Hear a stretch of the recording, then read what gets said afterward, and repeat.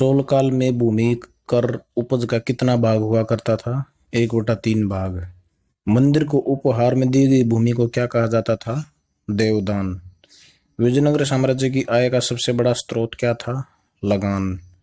शेरशाह सूरी के समय पैदावार का लगभग 1/3 भाग सरकार लगान के रूप में वसूल करती थी। रंगपुर सभ्यता स्थल किस नदी के किनारे स्थित है? मादर। अयोध्या किस नदी के किनारे बसा हुआ है? सरयू नदी।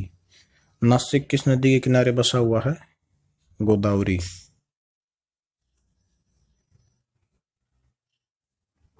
रहट क्या होता है? सिंचाई करने का एक साधन। प्रशासन की सबसे छोटी इकाई किसे माना जाता है? ग्राम। आर्यों द्वारा विकसित सभ्यता कौन सी थी? ग्रामीण सभ्यता। अकबर के शासनकाल में भू राजस्व प्राप्ति की कौन सी प्रणाली प्रचलित थी? जब्ती। ऋग्वेद काल में गंगा नदी का कितनी बार उल्लेख हुआ है? यह ऋग्वेद में 1 बार। रोपड़ सभ्यता किस नदी के किनारे स्थित है? सतलुज। सांसद आदर्श ग्राम योजना की शुरुआत कब हुई? 11 अक्टूबर 2014। विश्व का सर्वाधिक सिंचित क्षेत्र किस देश का है? चीन का 21%। दूसरे नंबर पर है भारत का 20%। लोथल सभ्यता स्थल किस नदी के किनारे स्थित है? बोगुआ।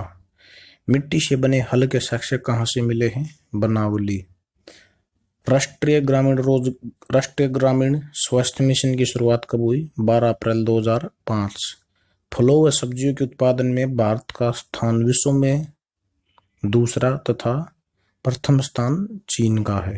हरित क्रांति का सबसे अधिक प्रभाव किस फसल पर पड़ा? गेहूं व चावल पर। अहमदाबाद किस नदी के किनारे बसा हुआ है? साबरमती नदी। सूरत शहर किस नदी के किनारे बसा हुआ है? ताप्ती नदी। दिल्ली किस नदी के किनारे बसा हुआ है?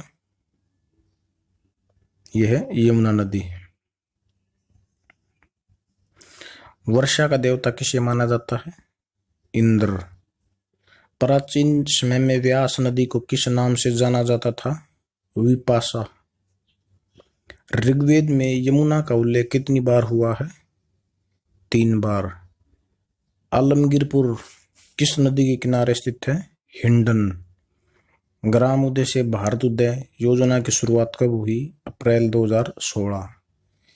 किस योजना में कृषि को उच्च प्राथमिकता दी गई? प्रथम पंचवर्षीय योजना। भारत में हरित क्रांति लाने का श्रेय किसे जाता है? Doctor MS Swaminathan.